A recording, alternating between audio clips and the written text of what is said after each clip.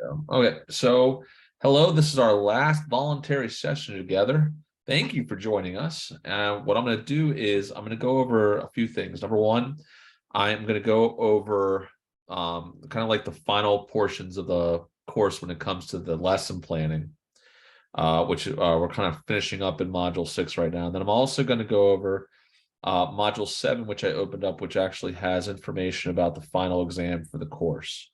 It's hard to believe, but it's already just about the end of the course. So I can't believe it myself. So what I'm going to do is I'm going to share my screen and take you through it real quick.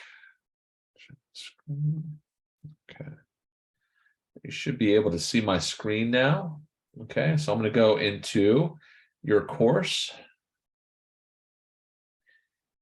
And I'm going to scroll down to module number 6. Now, what was due previously, what was due the beginning of the week were 2 assignments. One was an assignment, one was an activity. The first was the TELP proposal, which is the technology-rich lesson plan proposal. What that was, it was a template. It was an empty document filled with a bunch of kind of like prompts that kind of started to try and get you to piece together a lesson plan. So this was a proposal. It kind of asks you questions about like, what lesson would you teach? What curriculum sources would you use? What technology standards might you use? And it asks you to start to think about, what would students be doing? How would they, what type of instructional strategies would you use? What assessment strategies might you use? And so forth. So it really asks you to kind of focus. In fact, I'm happy to open it up and show everybody. Well, that's the wrong thing. That's the search long. Let me go back to my lesson plan right here.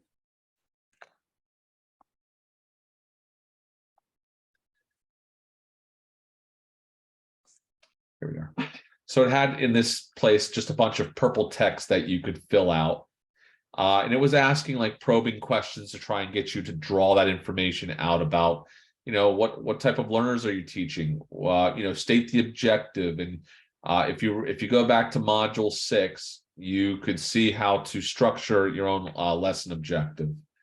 The S, the second S is select methods, media, and materials. It's what type of materials are you going to use with students, both the digital and the hands-on materials that you might use with students. Would you use PowerPoint slides? Would you use like flip charts? Would you use websites? No. I'm just going to mute you real quick, Kimberly. I'm hearing feedback. There we go. But I will give you a chance to ask questions in a moment. So it asks you to kind of collect what type of resources you would use for the lesson. And then what I end up doing is the U and the R. So this is all part of a lesson plan called the Assure model. So the Assure model is like an instructional design process you would go through for lesson planning. It kind of is all the bits and pieces you would see in a traditional like lesson plan, kind of spelled out just in a different way. It's a good way of like memorizing remembering all the different components of a lesson plan.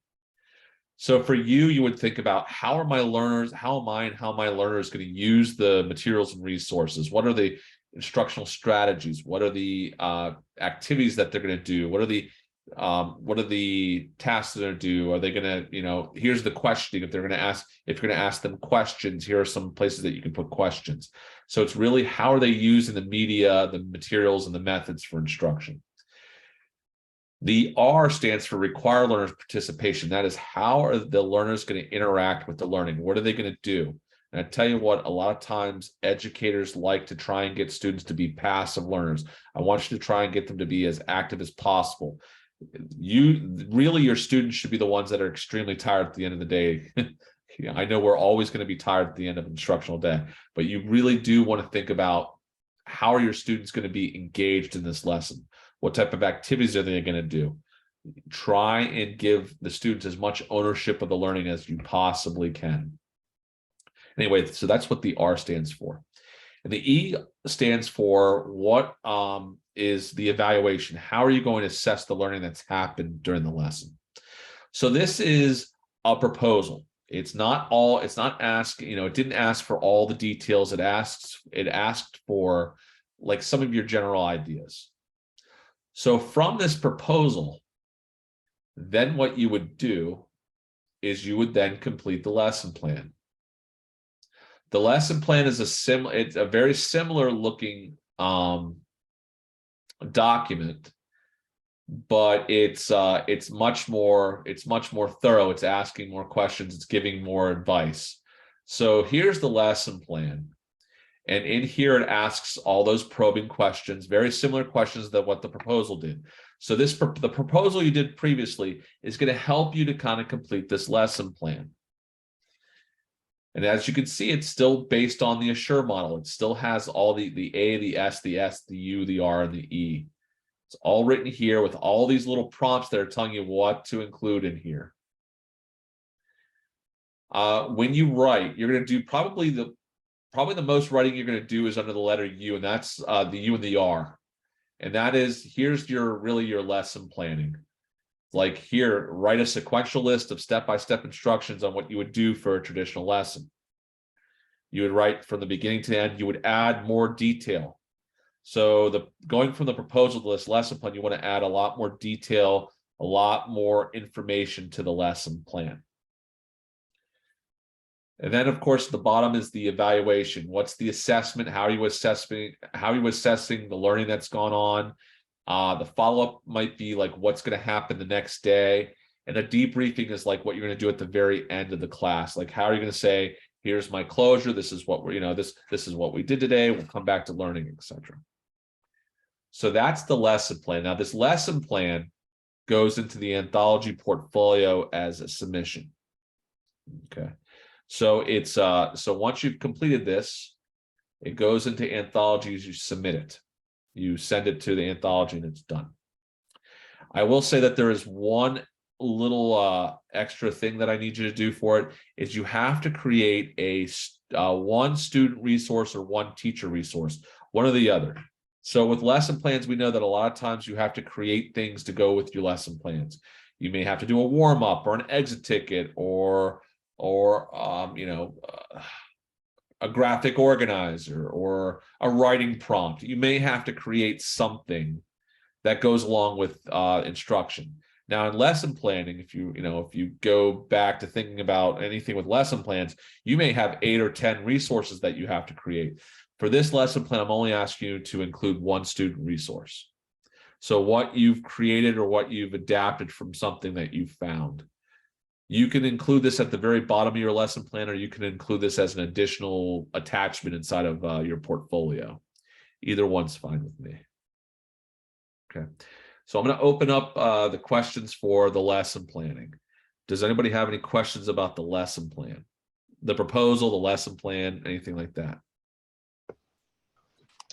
I know that I turned in my my lesson plan a day late. It has not been graded yet. Are you? Okay, then let's see. I may have graded them. I'll go back and make sure it's done tonight then. As things have been coming in, I've been grading them. But if I may have focused in on, I think I ended up grading a lot of the 556 materials today because I didn't get to them yesterday. So Okay. I'm happy to go back and just make sure that I get to it. And the template was only submitted on Brightspace, not on Portfolio, correct? The proposal's only going into Brightspace. The finished lesson plan goes into your portfolio. Okay. Okay. Any other questions on the lesson plan?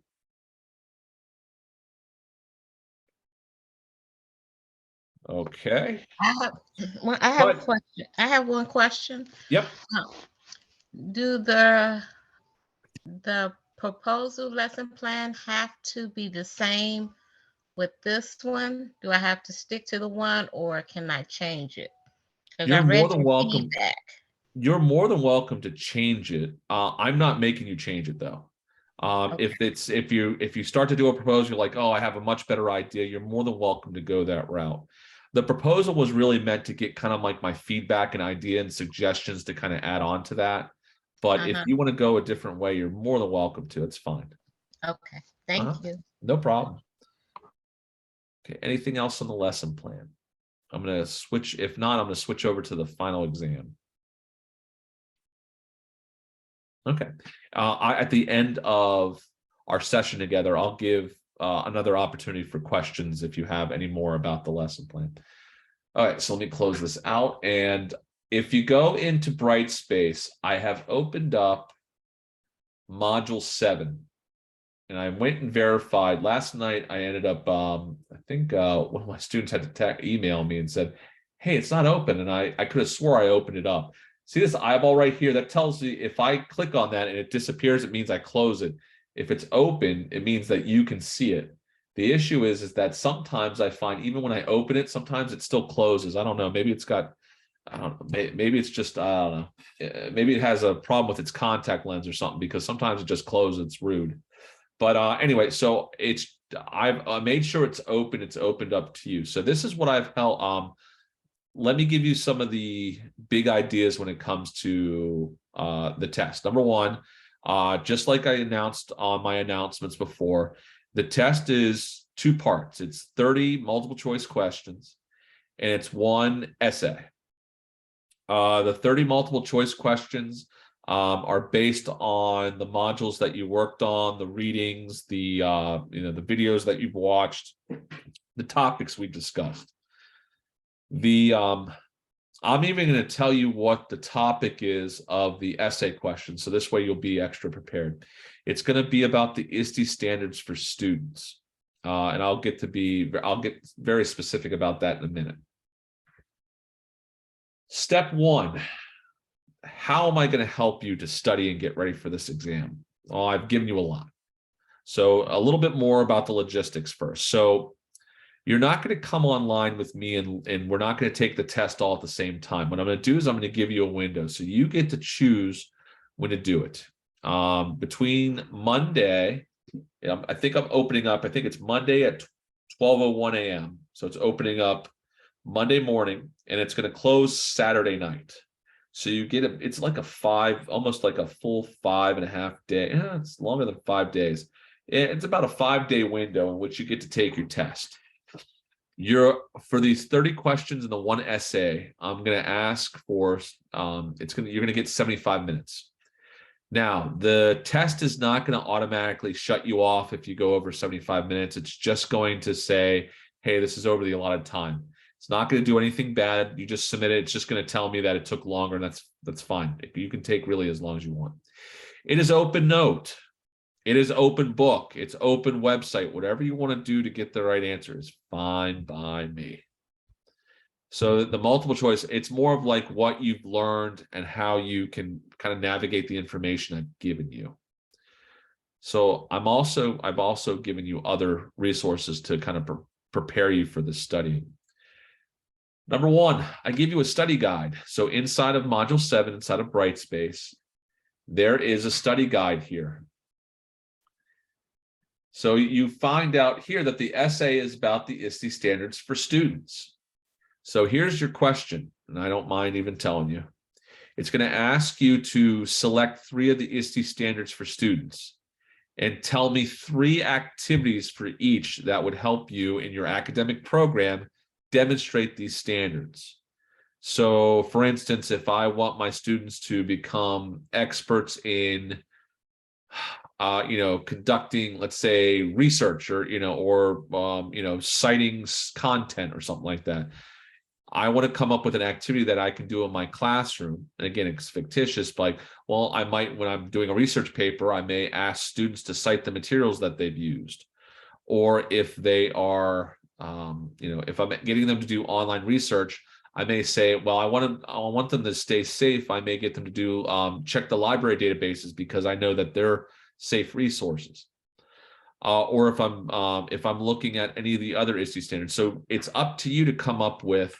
You can pick any 3 of the 7 standards and come up with 3 ideas in which you can kind of help your students learn these different standards inside of your classroom or inside of your school. Okay, that's the question. It's really about, you get to select 3 of the 7 and come up with 3 ideas for each of them on how you can use this inside of schools. Okay. So that is the essay question. The essay question is taken at the very end. So you do the 30 multiple choice first. At the very end, you see the essay. All right. Here is the study guide. I tell you everything that you're going to need to study on it. I will say this, the Microsoft Office stuff, you could pretty much ignore. I think I took all the questions out of there. But there are things on here about the, going back to module 1, in which I kind of introduced technology systems in schools. I talked about like what's an ideal file size, and it's what's a kilobyte, a megabyte, and a gigabyte, which one's bigger. File dissemination. How do you give files out at school safely? A digital file, I mean, not like a paper-based file. How do you, how can you rename files? What's saving as do? What do folders do? And stuff like that. Just very simple technology things to think about when it comes to the technical side of using technology in schools. I really want you to make sure that you focus in on the laws that we explored. FERPA, COPA, SIPA, copyright and fair use, idea, what's an acceptable use policy. You really should know these laws because they're very applicable to your experience in your situation in schools. Because a lot of times if you end up finding out you're violating a law, it might be because, you might get fired for it. So I want you to be very cognizant of that. Because you sometimes find out teachers end up getting in trouble because they shared too much information about something, or they did something that may have violated these policies. And then, and also going to like the readings, interactive whiteboards used to be a big part of this about this course, but in actuality, it really is, it's more of like indicative of your readings now. But what's the benefit of using an interactive whiteboard? You can find, if you go back and read Francom, the book, your textbook, you'll be able to find it. Next is pedagogy, all the things that you explored in module 6, the learning theorists, what's constructivism, what's constructionism, what are the benefits of cooperative learning, what are some instructional strategies. A lot of this is from your books, a lot of this is from your video, from watching the videos, a lot of this is from learning through the books, the readings, the activities that we've done. That's really in a nutshell what's going to be on the test. Now, so I want you to focus really, if you're going to focus on your studying, you really want to focus on these topics. However, I have prepared more things to help you out. And that is, I'm giving you this link right here to a practice test. I'm going to ask everybody in the course to at least complete this test one time. It's a practice test. If you click on the link, it's going to take you to this fun activity. It's a great digital tool called Quizzes. You could go ahead and take a 20-question practice test. The questions I take directly from my final exam. So if you take this, and guess what? You can reattempt, you can do this test as many times as you would like. But it's going to help you to prepare for the final exam. Please make sure you type in your first and last name. If you complete this practice test, you don't have to do anything inside of Brightspace. You don't have to do anything inside of Anthology. I'm going to put the practice test score up for participation.